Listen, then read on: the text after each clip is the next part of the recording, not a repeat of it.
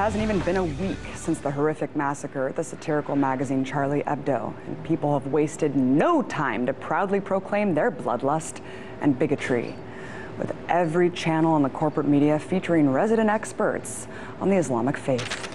You basically have zones where Sharia courts are set up, where Muslim density is very intense, where the police don't go in, and where it's basically a separate country almost, a country within a country. You know what it sounds like to me, Steve? It sounds like a caliphate within a particular country. And in Britain, it's not just no-go zones. There are actual cities like Birmingham that are totally Muslim, where non-Muslims just simply don't go in. Sharia courts have been allowed to be established. Prayer rugs in just about every hotel. Is this a major mistake made by France, Europe in general? Are we making that mistake in the United States, not insisting on assimilation? 16% of French citizens support ISIS. Would you describe those who support ISIS as Islamic extremists? Do you support ISIS? I do hold Muslims responsible to this degree. I don't think that we can solve this problem, Don, until moderate Muslims really speak out, really say, this is not our religion, this is not something we can accept. See, that last point would be really convenient if only it were true.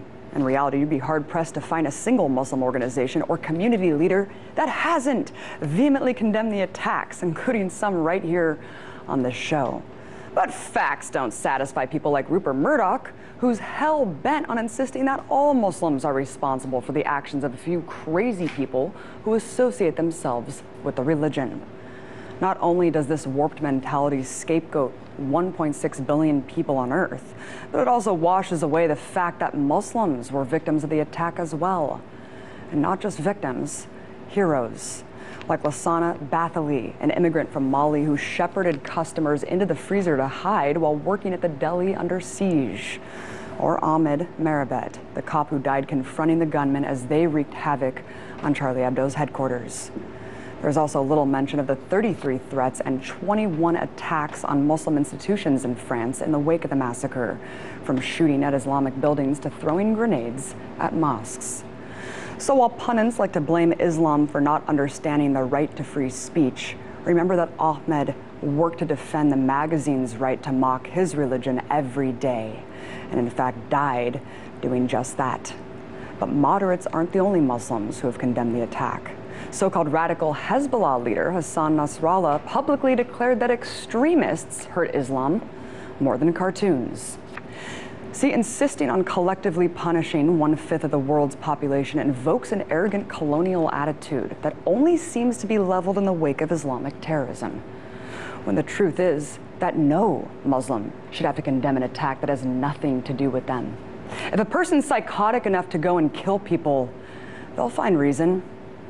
And amidst the nonstop media coverage of Islam's inability to laugh at itself, there's been little mention of the fact that countries across Europe already place restrictions on freedom of speech.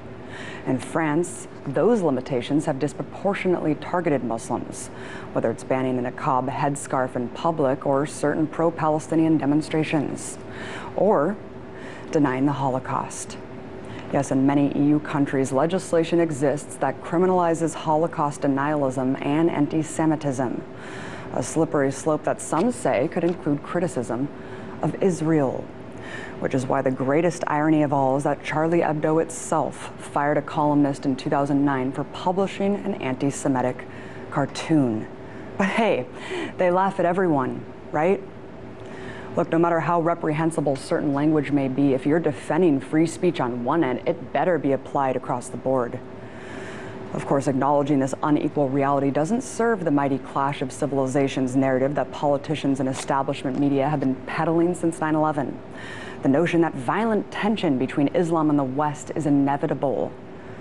Born-again Christian George W. Bush himself said he was on a mission from God when he launched the invasions of Afghanistan and Iraq, invoking religion many times before enacting murderous policies. Not to mention Eric Prince, former Blackwater CEO of the mercenary force enlisted to carry out America's dirty work, who views himself as a Christian crusader tasked with eliminating Muslims from the earth. Interestingly, I don't remember the outcry about Christian fanaticism causing the deaths of over 1 million Iraqis. Aside from its pure insanity, this type of crusader language only exacerbates the jihadists' belief that they're indeed fighting a holy war with the West, thus justifying their martyrdom. Overall, this attack is not about Islam. It's not about childlike concepts of good and evil. It's about a system that breeds inequality and oppression, the outcomes of which are exploited, the causes complex. It's not a fight between Islam and the West. It's a fight between the most extreme and militarized ideologues on all sides. And too often, innocent people are the collateral damage.